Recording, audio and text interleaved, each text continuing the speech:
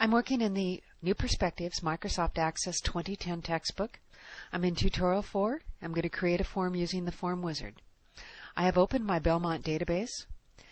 The textbook says to click first on the customer table and then choose Create and use the Form Wizard. To just demonstrate how this works, I've clicked something else. I've gone ahead and clicked on a query. And you see the one that I've chosen is Contract List. The reason the book has you click on Customer first is it just cuts out a step. So when I start my Form Wizard, I have Contract List showing in my Tables Queries drop-down box. Now I'm going to have to change it by finding Customer. If I'd chosen Customer first, it would show in this drop-down box, and all the available fields would be ready for me to pull over.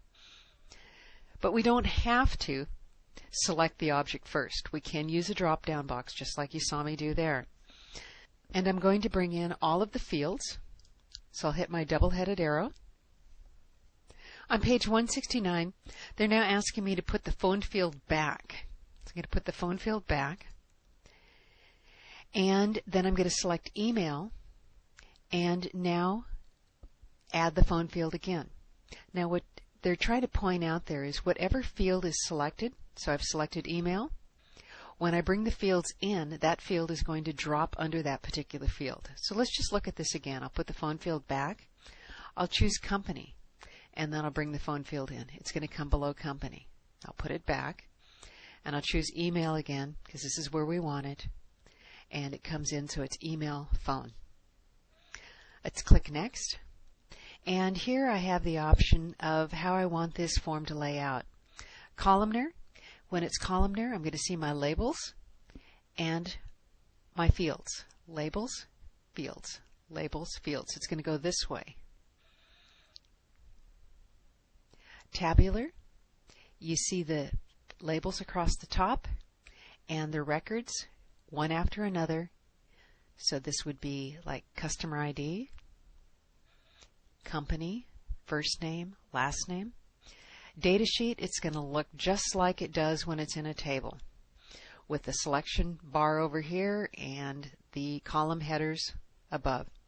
Justified uses a lot of graphics, so you're going to have lots of boxes. It would be great for a form that you're going to print a lot, like an invoice.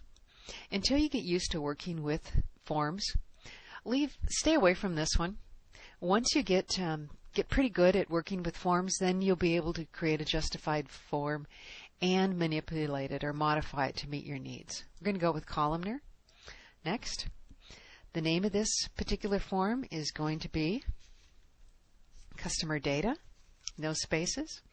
I'll click Finish, and my form is created. Now we're going to modify this form. If you're going to modify a theme, modify the theme first, and then modify your form. So I'm going to go to Layout View. How do I know I'm in Layout View? There's a number of ways. One of the easy ways is you're going to see the orange box. Another way is you're going to see Form Layout Tools. You're going to have the Context-Sensitive tab. It's going to say Layout View down here, and Layout View will be selected in your lower right-hand view bar, and also when you look up above in the upper left-hand corner, you'll see the Form View. You toggle between Form View and Layout View. So Form View is showing you're either in Design View or Layout View, and toggle back. So now I'm going to go to Theme, and I'm going to change this theme to Perspective. They're in alphabetical order, so I'm just going to have to come down to where I think the P's may occur. Now this one, the purple one's pretty easy to pick out, and from past experience I know the purple one is opulent, and that's an O, so the P's will come close after it. So I'm going to look, and Paper, Perspective. I'm going to right click on it and apply the theme to this object only. We're applying it to this object only because we don't want to apply it to all the other objects in this particular database, because it will change the formatting and all of the modifications that we made before may not work. So by applying this theme, I've not only changed the color, I've changed the font size and the font type. So now I'll start making my modifications. And I'm going to go up, click between the R and the D in customer data and add a space. Now the next thing I'm going to do is add a picture. I have the customer data label selected. I'm just going to click somewhere down in my detail section first. And I'm going to go to logo, my desktop, in my level 1, tutorial, landscape, OK. It puts it inside the title area. Now if I try to move it, I'm going to get some weird things going on here. And now after I try to move it, if I try to remove it from the layout, it may or may not work. So what's happened here, since I tried to move it, actually made the box wider. Now I can fix that simply by resizing the box until I get it down to where I want it. The other thing I could have done was undo it and try it again. So I've added my picture. I'm going to change the color of my title, and I'll do that on the format. And the color that I've been asked to change it to is brown accent 3, darker 25%. So what I'm going to do is I'm just going to go across and try to find brown. Once I find brown, then I'll look, is it accent 2? No. Brown, accent 3. And then just go down the list. Darker 25% means it's going to be in the middle or towards the bottom. There we have brown, accent 3, darker 25%. And I'll apply that. Next thing I've asked to do is to change the line type. And so I'll select the first one, because what we're doing here, we could change all of them at once. But as the book says, you've got your owner, your business owner, looking over your shoulder going, well, show me what something else looks like. And so you're just going to pick one line type. So I'll pick my one line type here. So I'm going to go to the Format tab. And because my icons, my ribbons don't match the one in the book, I'm going to have to go to Control Formatting and click my More arrow, and I want Shape Outline. And from Shape Outline,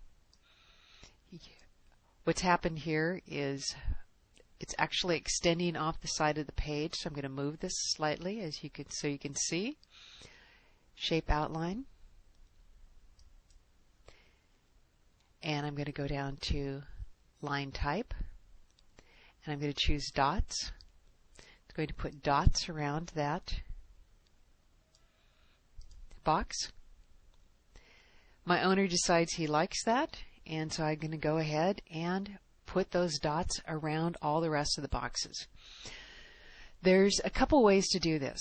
In Layout View, I could select them all one at a time by holding down my Shift key. If you click the top box, hold down your Shift key, and click the bottom one, it doesn't do what you expect. You would expect that it would, with the top one and the bottom one selected, it would select all the ones in between. It doesn't work that way. So I have to hold down my Shift key as I select all of them. The other thing I could do is I could switch to Design View, and I could select all of them at one time by clicking outside of one, holding, dragging until I've selected all of them.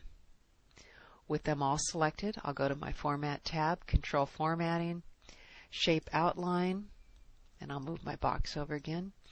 Control Formatting, Shape Outline,